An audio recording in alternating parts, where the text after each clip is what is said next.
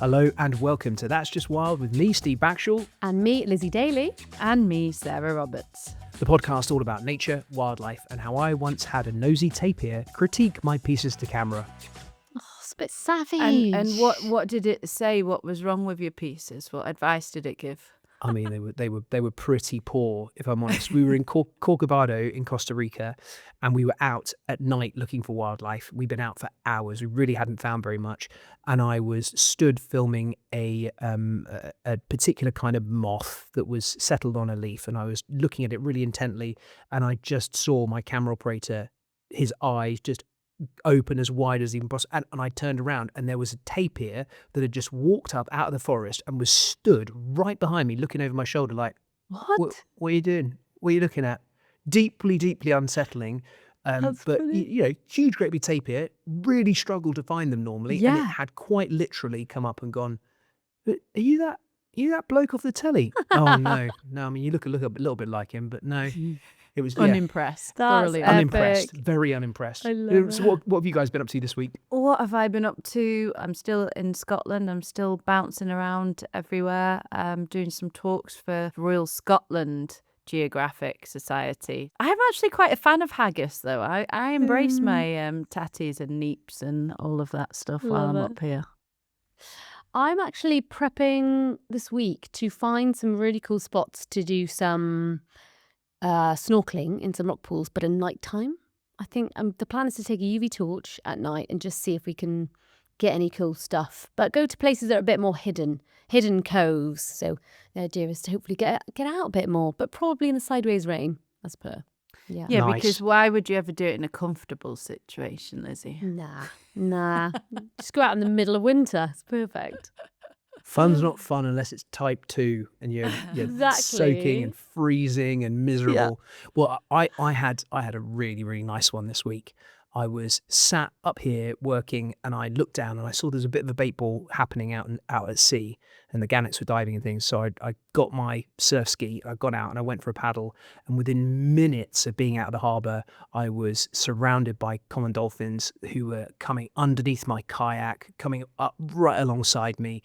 A surf ski is not something to be trying to film wildlife from. And as I tried to get shots, I capsized and pretty much fell in alongside them, which cut short my wildlife encounter, but made for quite a funny little experience. But just having them very definitively come and find me, come and investigate me, have a little sneak around, see what I might be, see if I could be fast enough to bow wave ride on. It was wonderful, cool. Absolutely wonderful, and that's my fave from the week. That's pretty cool. I bet you gave them all a Love good that. laugh as well when they knocked you out. I can imagine so. Yeah. So today we're going to a very different extreme from that. We're going to be talking about city slickers. So that Yeah. is animals that are living alongside us in our urban environments. Yeah, this episode's overdue, isn't it, really? We're really missing a whole ecosystem. I'm curious about whether you consider, both of you, whether you consider our urban areas to be their own ecosystem. This is kind of like a hotly debated thing amongst scientists. Yeah, would you? Would Absolutely. you class it as an ecosystem? Yeah. Hotly debated, Yeah, but we all definitely. agree they are. Oh, there we are. Let's end that debate. Sorted. Put it to bed. Well, there's that whole thing about urban heat islands, isn't there? And about big urban environments creating their own microclimates and creating, entirely different meteorology from the environment around them. Plus the fact that you have a whole different array of challenges for wildlife living in an urban environment, but also opportunities too. There can be certain kinds of food can be far more abundant in cities than elsewhere. Certain kinds of shelter can be far easier to find. And there are some kinds of animals that are absolutely thriving in urban environments. The one that instantly springs to mind for me has to be the peregrine falcon. Yeah, of course. So the peregrine was, in my youth, a bird that was in big trouble. The use of DDT, a pesticide, had led to thinning of their eggs and a crash in population numbers. This is a cosmopolitan species. When you say a cosmopolitan species, you mean a bird that is found pretty much everywhere.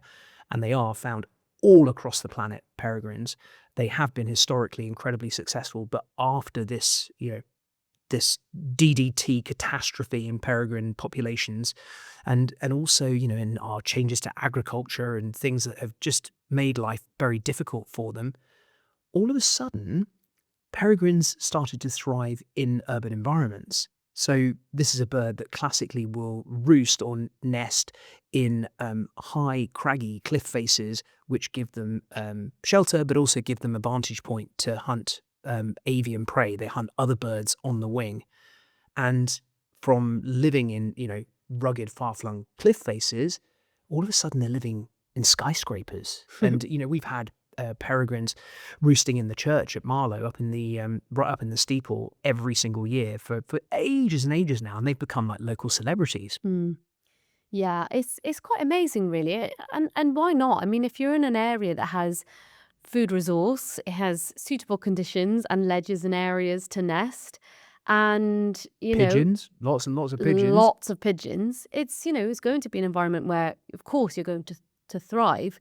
There's even, I was reading a paper ages ago about how peregrines use the glass of tall skyscrapers to be able to actually help them hunt pigeons. So actually being able to see ahead of time where pigeons are coming in the direction of travel, but essentially it's being mirrored, and they're able to actually improve their hunting and successful predation of pigeons using that, which I think is just it's so niche, but it's so cool how they've fully Hang on, adapted. run me through that again. They're using the windows of skyscrapers like a mirror. Yeah, to be able to see the What? direction of flight of potential pigeons and prey as they're moving around the city. So they use that How to did their they measure that? advantage.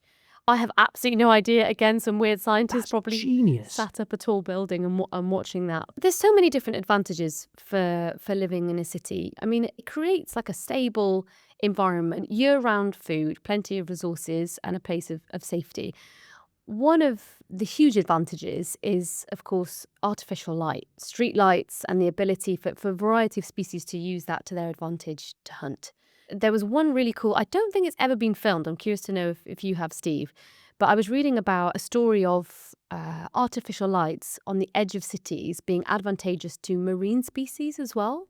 So Yes. you know how for any kind of getting close to squid to film, typically you will use lights as a system because they're attracted to the lights and they use that to their advantage to then hunt. And it's thought that because of lampposts and artificial lights, squid are actually using that to their advantage in areas of kind of urbanization. And so they're actually hunting along the shores and changing that kind of movement and behavior, which is a really, when we think of like urban species, our foxes, our badgers pushing into urban, in our gardens, in our urban areas, and our peregrines, we don't think perhaps as far to, marine species like our sharks and our squid. So I think the effects of our urban areas go way beyond even what we understand. That's absolutely true. And I think that a lot of the time we think about non-natural light as being something that is going to be detrimental to wildlife. First thing that springs to mind is turtles coming ashore to nest and being thrown off by artificial light. But we did an incredible story in South Africa with breaching great whites.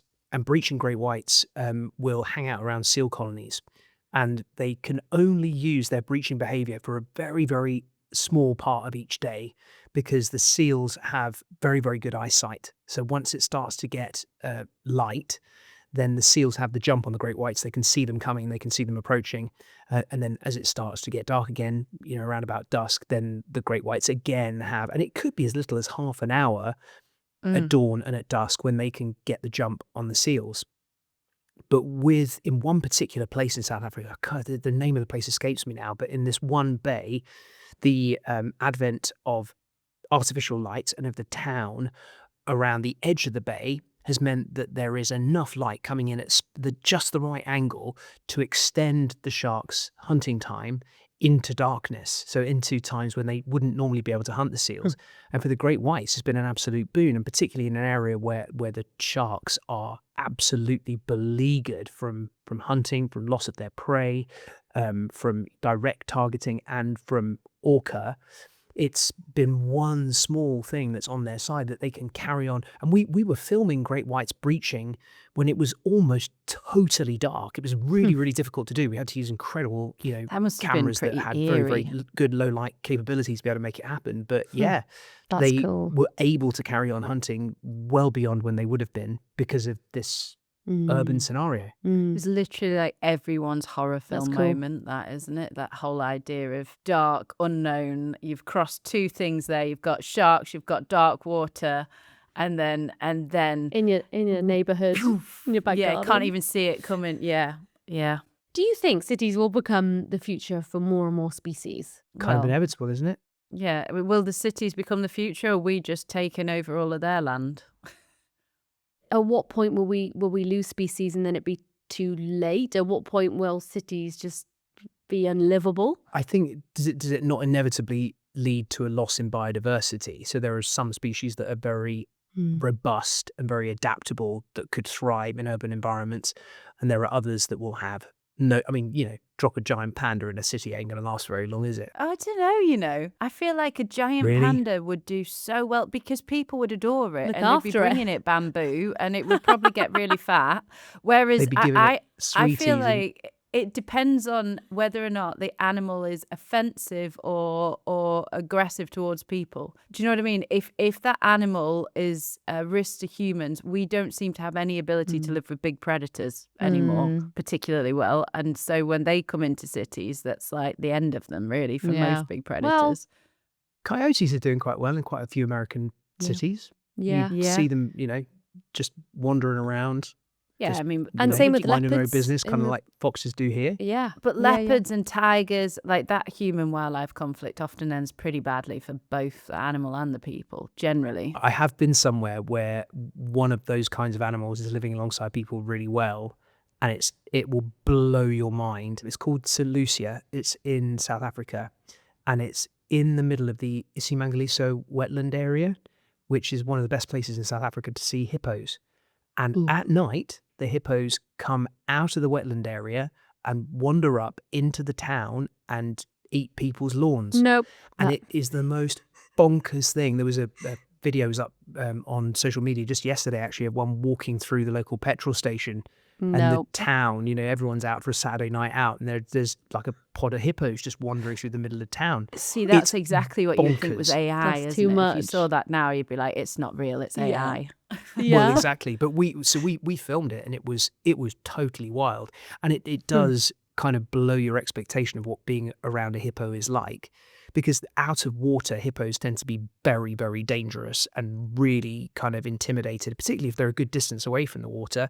And we were kind of encountering them in back gardens in the local park, and they were no more than sort of like 6 or 7 meters away from us. And you're thinking, this is just all wrong. This animal is going to charge. It's going to take me on. But it just seems like they've kind of got used to the fact that they're wandering in an area where there's going to be people, and they're just not quite as freaked out by it as they would normally be. Habituated. And like I said, literally walking down the middle of the road and cars pulling over to the side to let the hippos come through. It's absolutely bizarre. Have you seen those videos of elephant seals going onto streets and like smashing up cars, especially the big dominant males? Have you seen those? Mating with people's trucks. Yeah. Yeah, it's great. Love it. So good. Well, some species are pretty well adapted to live amongst humans. Black bears generally are able to live amongst people in a lot of different locations, and no black bear, I don't think, has been as notable for this as Hank the Tank. Did you guys hear about Hank the Tank? I know the name. Okay, so for a start, there's a few mistakes that have been made here, because it's not Hank, it's actually Henrietta. They assumed it was Hank because it's a 500-pound black bear in Lake Tahoe City in California. Scientists were able to get in and put a collar on this bear because it made its den under somebody's house. And so scientists came in and they were able to collar the bear, take a DNA sample, and it was from that DNA sample that they could, unfortunately, attribute it to a number of crimes. Because Henrietta, she was originally blamed for 152 reports of conflict behaviour and over 40 home break-ins. But because they got the DNA testing done, they realised there are actually 3 similar looking bears, and she was only responsible for 21 cases of breaking and entry into people's homes. So this bear became known in the local community and actually had a lot of people rushing to its defence, so much so that where any other bear may have been dealt with in a more final way, this bear instead and her 3 cubs were taken to Colorado Sanctuary. But I just love it because, I mean, she got into trouble for eating from the bins and was also accused of eating a 2-gallon tub of ice cream, which, you know, I just can't blame her for. to be honest. Terrible. She's obviously going through a hard time. It's 2 gallons. Can you imagine the ice cream headache after that? I mean, it's no wonder she was That 500 really would be a bear pounds. with a sore head. Literally. I thank you. I'm here all week. It's interesting on that, just because the Marsican bear in Italy was slowly making kind of a comeback. We're starting to get the odd report now of sightings when they're out on the trails and things like that. But I mean, the population compared to black bears in the US and across America is just like absolutely, it's tiny.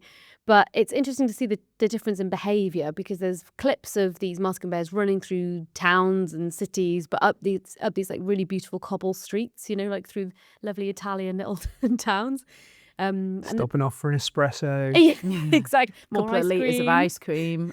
Yeah. Yeah, and it's I mean, the behaviour is so different, but the tolerance is different. I guess people aren't used to it, right? And the people are just as much of an issue, if not more. Yeah, and I think there's also an interesting element of this, which is quite an uncomfortable element for most people to talk about, but often in areas where they had hunting for bears, you had a lot more fear of humans, and so the bears would tend to avoid people. But what we've seen in some areas, Japan being one of them, where the hunting has stopped, the bear population has increased, but then you have that huge rise in human-wildlife conflict. So I know in Japan they're actually flying the army in right now to deal with the bear numbers and the rise in attacks. There's been like over 1,000 attacks this year alone with bears and people. So it's one of those, like, it's so endearing for us to see a bear eating a tub of ice cream or doing these things in someone's back garden. But we do have to remember, you know, a fed bear is a dead bear. Like, ultimately, as a human, it's our responsibility to make sure that they don't have those enticements and they're not put in that position where it's going to be a danger to them and a danger to other people, I guess. Sarah, you know that period where they assess, let's say a bear is in a human area and has shown some or had some kind of interaction or shown some feeding activity from, I don't know, a dump or something. At what point do they decide that bear should therefore be then taken out? Because surely there's this period where if you negatively associate that environment enough through bear spray, through pushing it out, is that successful? The person that you ought to speak to on this is Wes, a friend of our podcast, like in one of the national parks in the States, and one of the jobs that they have to do there is to try and get bears that are becoming a little bit more habituated, coming a little bit too close to people. They have to kind of start to try and frighten them off, you know, maybe with a loud noise or with the bear spray, and make that a little bit less comfortable for them. I think that's kind of the first response tactic. We ought to say to our listeners as well that if any of what Sarah has just said sounds like it's cruel, you know, frightening bears off, firing guns, using bear bangers and bear spraying, all that kind of stuff.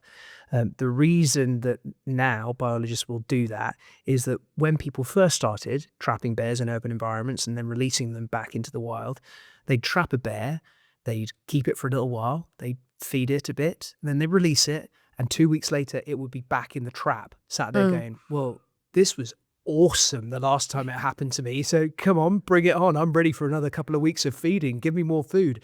And they realize that, you know, exactly as Sarah's saying, the second they start to associate one particular behavior with a good full tummy, then they'll do it again and again and again. That's why a fed bear is a dead bear, and why when bears get too close to people, it is the responsibility of biologists to make sure that it has a bad time. And with polar bears, quite often what they'll do is they'll keep them without any food whatsoever for a couple of weeks until they're properly hungry, and then drop them, you know, 1,000 miles away because they've had a bad experience. They're not going to come back, and they're not going to get into a situation where they are going to get shot. So that's really, really important. And, it's so crazy talking about this, talking about bears wandering into people's towns, talking about hippos wandering into people's towns. I've done programs in this country with badgers and with foxes, and seeing the antipathy that they can raise from certain people once they rock up in your gardens.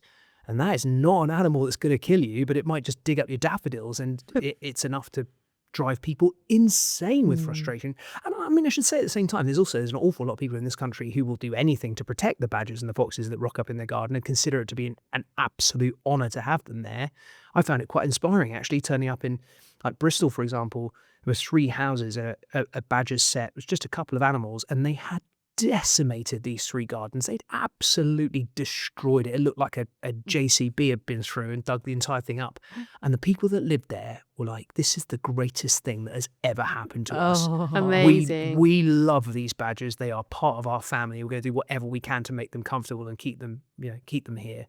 And then there's other people that you see in London, they're like, we've got a mange-ridden fox and they're having sex in our garden and taking diapers out of the bins and strewing them across the garden. We want rid of them, lose these evil, evil foxes. And these are with completely harmless animals. Imagine how much British people would lose their minds if a bear turned up in their garden. Oh my God. Or a leopard just in your pub garden. Yeah. Well, I'd love to talk about a species that has adapted really well. I went down a bit of a wormhole with this one. It's all about the anole lizard. Vibrant, cool-looking lizard that you'll see around a lot of the Americas, in urban areas and in forested areas. I mean, they're quite adaptive in where they live, but they're really, really just vibrant little things that run up and down and are very, very active. The reason that this is exciting is because there's a brand new bit of research which shows that not only are these anole lizards adapting to living in urban environments, they are just becoming more elite overall.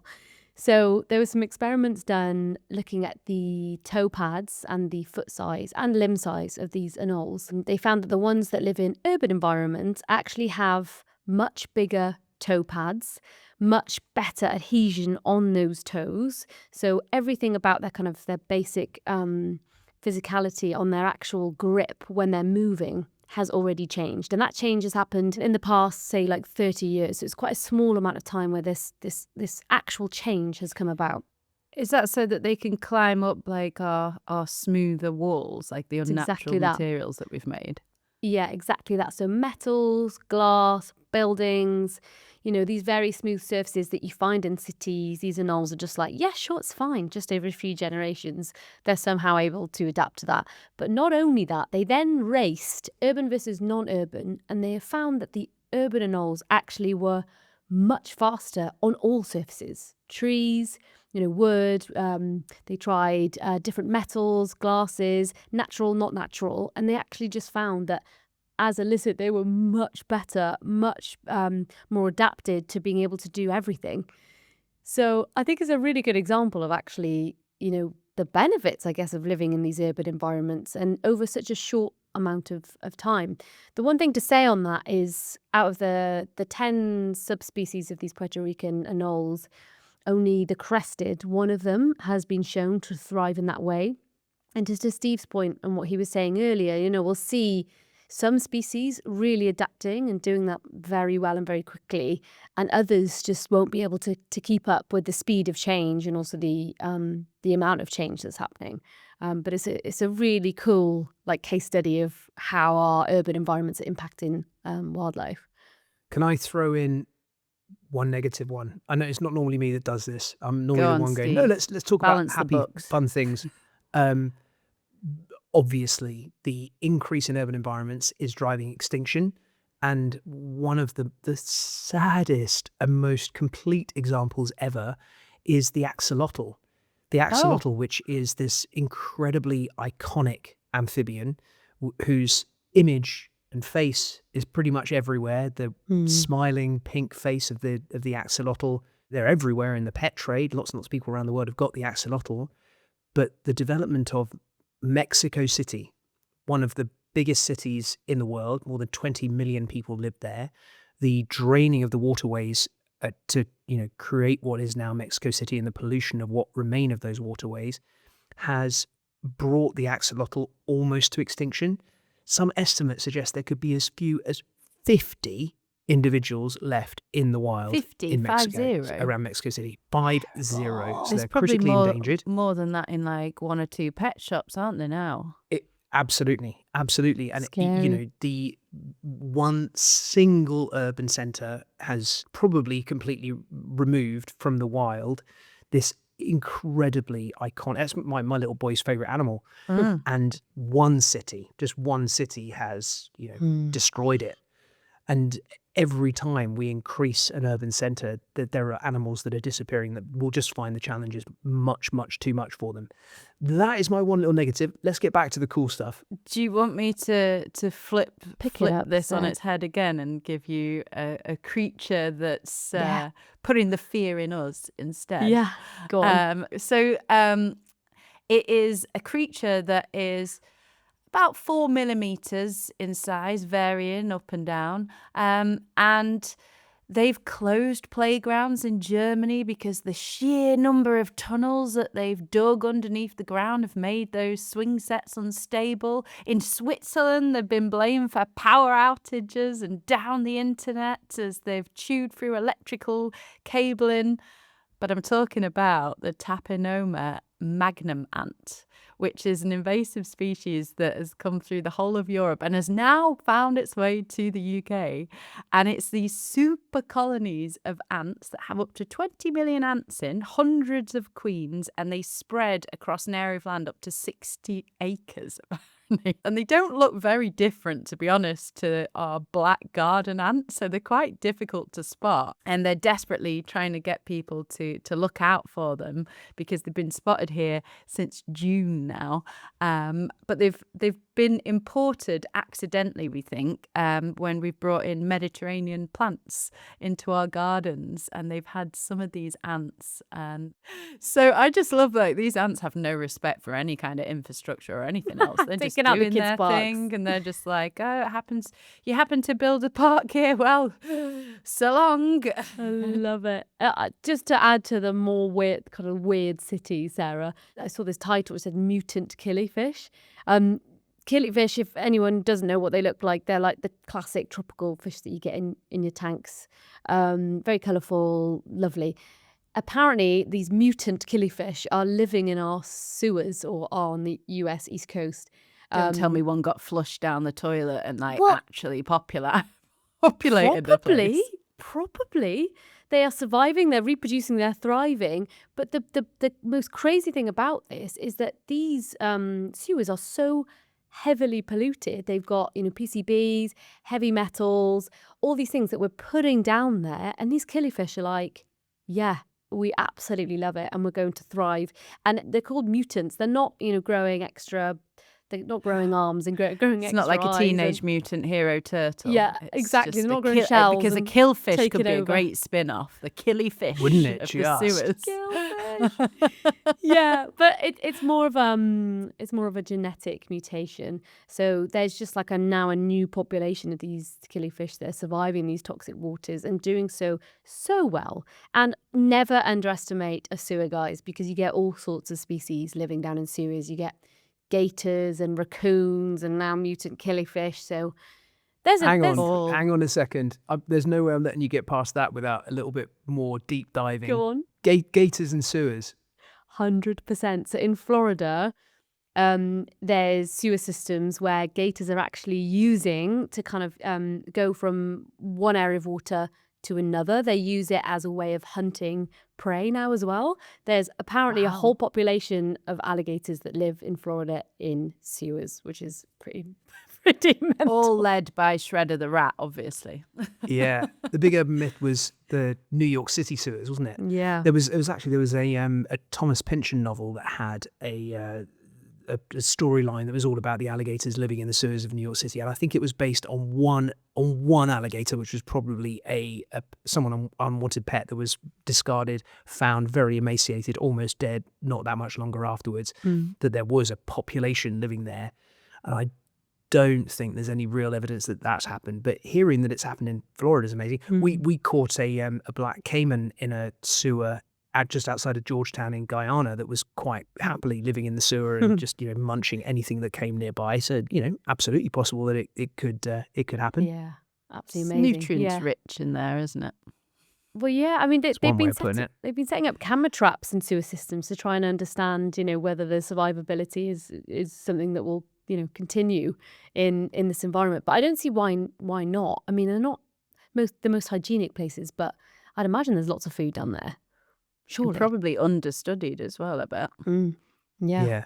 I wonder why they're understudied, Sarah. I mean, that is not a PhD I mean, can I'm see not many students volunteering, lining up but- to take. I want to go and spend my time down sewers trying to find out what lives there. Yes, They're bring just it on. not marketing it correctly though, because if they were like going in with the killifish and the alligators Yeah. and the mutant hero turtles, we'd all be going at least for a peek. 100%. Yeah, and then finding out that it's probably mostly just flies and rats and going, do you know what? I'm fine. Yeah. Whatever's living down there, it can be No friends. undescribed as far as I'm concerned. Yeah. Oh, What a stinky way to end our episode. Yeah. There we are. So remember, you have a Q&A episode coming your way on Friday, as you do every Friday. So please remember to send your fabulous and wonderful questions to questions@that'sjustwild.com and we'll get to them. That's Just Wild is an original Fresh Air production. The producers are Eva Higginbotham and Izzy Clark. Your support's really welcome. You can follow us on your favourite podcast app. Leave us a review. It makes all the difference to the whole team. And for ad-free listening, our newsletter, special deep dive episodes and members-only benefits, you can subscribe to us at that'sjustwild.com. Remember, we're on YouTube, TikTok, Instagram, Facebook, and you can find us at That's Just Wild Pod. Thanks for listening. See you next week. For ad-free listening, our newsletters, special deep dive episodes, and members-only benefits, you can subscribe to us at that'sjustwild.com.